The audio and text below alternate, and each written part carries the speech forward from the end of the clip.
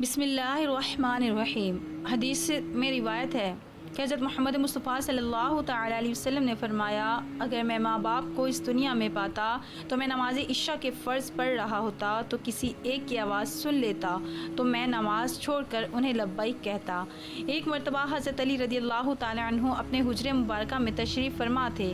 ایک بوڑھی عورت نے آ کر عرض کی، اے امیر المؤمنین، میری 2 ہی اولادیں ہیں، ایک بیٹا اور ایک بیٹی، وہ دونوں ہی نافرمان ہیں، وہ اکثر اوقات بیمار بھی رہتے ہیں اور میری بیٹی کا رشتہ لینے کے لیے کوئی تیار نہیں اور نہ ہی کوئی میرے بیٹے کو رشتہ دینے کے لیے تیار ہے۔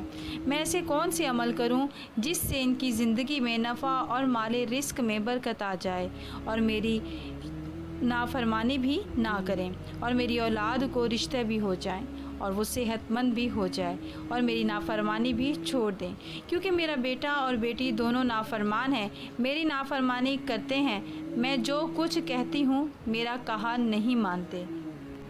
میرا بیٹا شراب اور دیگر گناہ بھی کرتا ہے اور میری بیٹی میرا کہا نہیں مانتی، وہ دونوں دین اسلام سے مطابقت نہیں رکھتے۔ اے امیر المؤمنین حضرت علی رضی اللہ تعالیٰ عنہ، مجھے کوئی ایسا عمل بتائیں جس سے میرا بیٹا اور بیٹی دونوں راہ راست پر آ جائیں اور دین اسلام سے محبت کرنے لگی جائیں اور میری نافرمانی بھی نہ کریں اور ان کے رشتے بھی ہو جائیں اور دونوں تندرست بھی رہنے لگیں۔ تو حضرت علی کرم اللہ تعالیٰ وجہ الکریم نے فرمایا، ماں باپ کے ایسے 5 عمل ہیں جن کی سزا اولاد کو بھی ملتی ہے۔ وہ 5 عمل ایسے ہیں جس سے اولاد کا تعلق جڑ جاتا ہے۔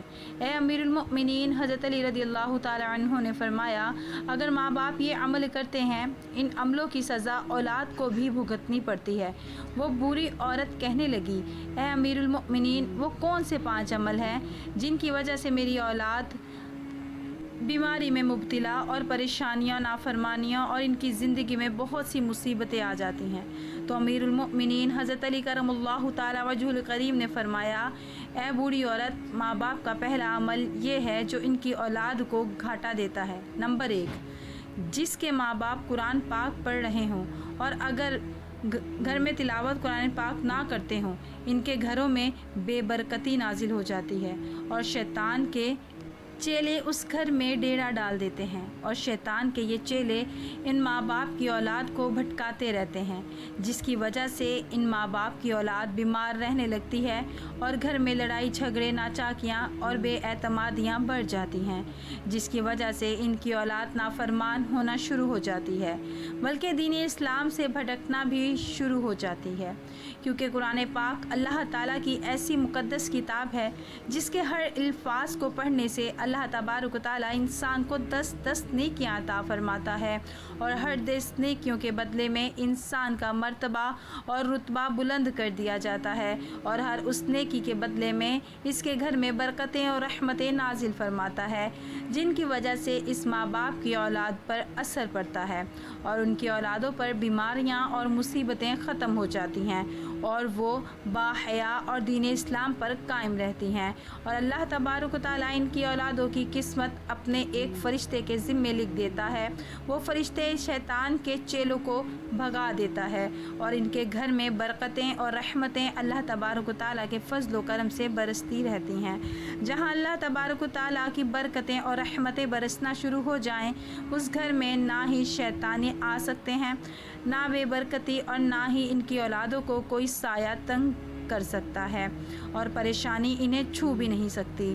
ہم نے تقریباً یہ دیکھا بھی ہے کہ اکثر اوقات ہمارے رشتہ دار اپنے گھروں میں جھانک کر دیکھیں، ہمارے قرآن پاک جو اللہ تعالیٰ کی مقدس کتاب ہے، جو ہمارے آخری نبی حضرت محمد مصطفیٰ صلی اللہ تعالیٰ علیہ وسلم پر نازل ہوئی، ہمارے گھروں میں بیٹھے بیٹھے ان پر دھول جم گئی ہے۔ ہم قرآن پاک کی تلاوت کم و بیش کرتے ہیں، حالانکہ ہمیں روزانہ قرآن پاک کی تلاوت کرنی چاہیے تاکہ ہمارے گھروں میں برکتیں اور رحمتیں اللہ تعالیٰ کی عطا ہوتی رہیں۔ جو ماں باپ قرآن پاک پڑھ کر بھی نہیں پڑھتے، ان کی اولادیں بے حیا، بے شرم اور تنگ دست ہو جاتی ہیں، لہٰذا ہر ماں باپ کو چاہیے قرآن پاک کی تلاوت کرتے رہا کریں۔ نمبر 2، امیر المؤمنین حضرت علی رضی اللہ تعالیٰ عنہ نے فرمایا، جس گھر میں ماں باپ روزانہ لڑتے ہیں اور گالیاں ایک دوسرے کو دیتے ہیں، جہاں گالیاں دی جائیں صرف شیطان ہی اس گھر میں ڈیرا ڈال لیتے ہیں اور ان کا اور ان کو بھٹکاتے رہتے ہیں۔ آپ خود سوچ کر دیکھیے، جہاں اللہ کے فرشتے نہ آئیں تو وہ گھر تو جہنم کہلائے گا۔ اللہ کے فرشتے تو صرف یہودیوں اور مشرکوں کے گھر میں نہیں آیا کرتے، کیونکہ حضور اقدس صلی اللہ تعالیٰ علیہ وسلم کا فرمان مبارک ہے، ایک دوسرے کو گالیاں دینا دین اسلام میں حرام ہے، کیونکہ ماں باپ کو دیکھ کر ہی اولاد جوان ہوتی ہے۔ جیسے طرز عمل ماں باپ کا ہوگا، اولاد بھی وہی عمل اختیار کرے گی۔ اولاد نے تو یہی دیکھا کہ میرے ماں باپ ایک دوسرے کو گالیاں دیتے ہیں، لڑائی جھگڑے کرتے ہیں، اب اولاد سے ماں باپ کیا امید کرے کہ میری اولاد فرما بردار ہو؟ ایسا نہیں ہو سکتا۔ اس لیے حضرت علی رضی اللہ تعالیٰ عنہ نے فرمایا کہ ماں باپ کو چاہیے دین اسلام میں جو بولنے کے طریقے بتائے گئے ہیں وہی اختیار کریں، تاکہ ان کی اولادیں وہ سن کر ان پر اثر کرے۔ اس طرح آپ کی اولادیں نافرمان اور بے حیا نہیں ہوں گی، اور دیگر مصیبتوں سے بھی آپ کی اولاد بچی رہے گی، بلکہ اپنے گھروں میں حدیث کی باتیں کیا کریں، حضور اقدس صلی اللہ تعالیٰ علیہ وسلم کا فرمان مبارک سنایا کریں، اپنی بیٹیوں کو حضرت فاطمہ الزہرا رضی اللہ تعالیٰ عنہ اور حضرت اماں عائشہ رضی اللہ تعالیٰ عنہ کی باتیں بتایا کریں، بلکہ باپردہ اور پاکیزہ قصے بھی سنایا کریں، تاکہ ہماری بیٹیاں باحیا فرما بردار ہوں۔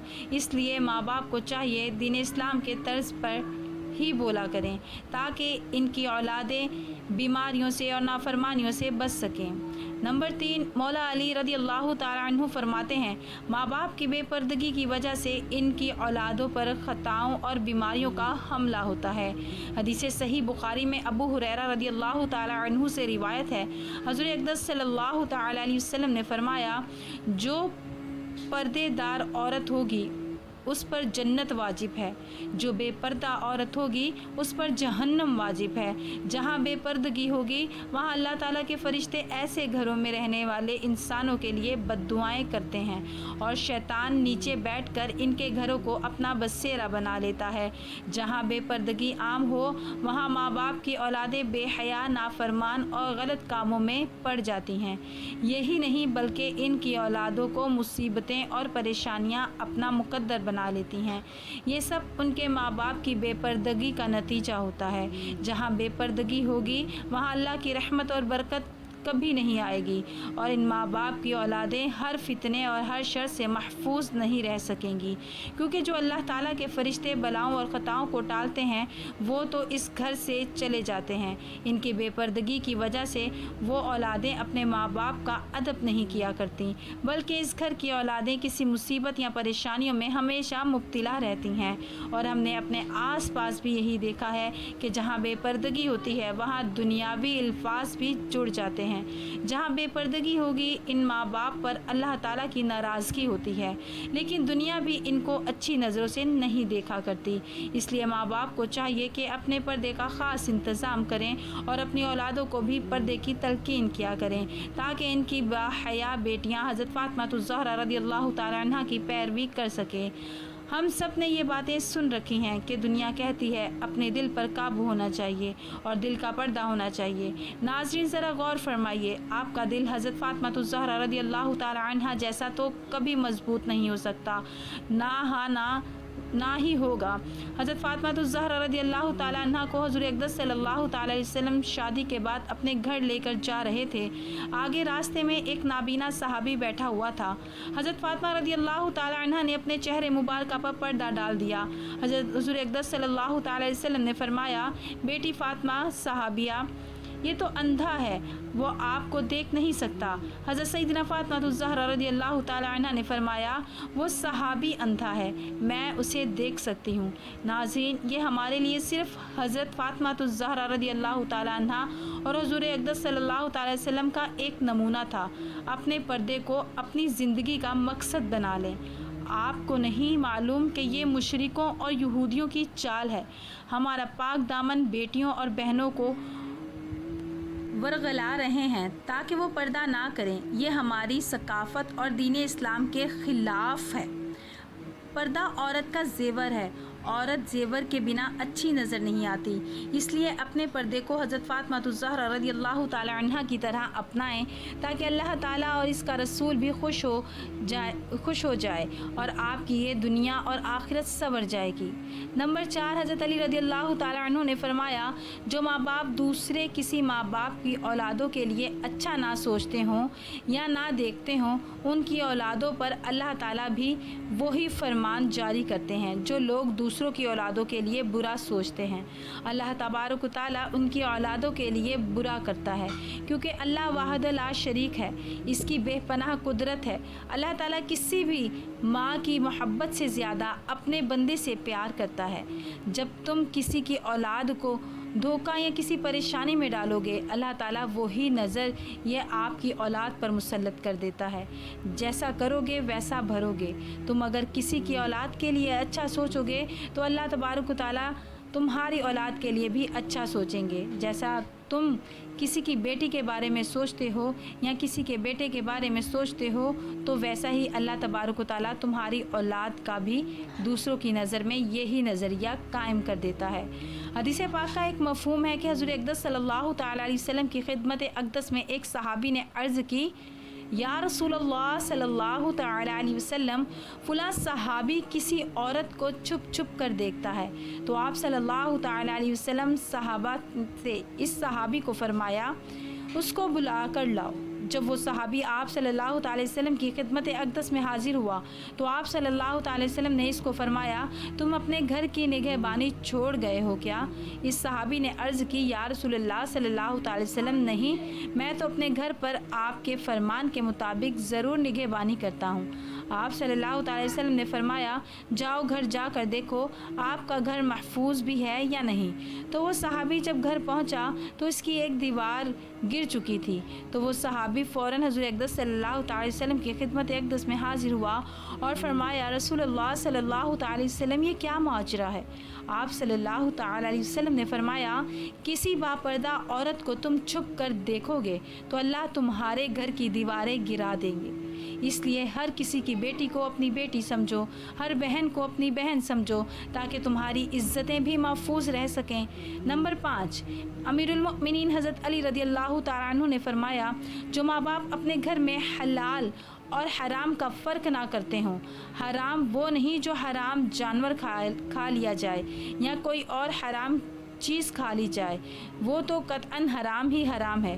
جو حلال کو حرام کر کے کھایا جاتا ہے، یعنی کسی کو دھوکے فریب کاری دے کر کسی کا حق کھا لیا جائے، یا حلال ہو کر بھی یہ حلال ہو کر بھی حرام ہو جاتا ہے، یا کسی مسکین غریب کا حق مار کر وہی رزق اپنے بچوں کو کھلایا جائے، تو وہی بچے نالائق، بے حیا، بے شرم اور بے ادب ہو جاتے ہیں۔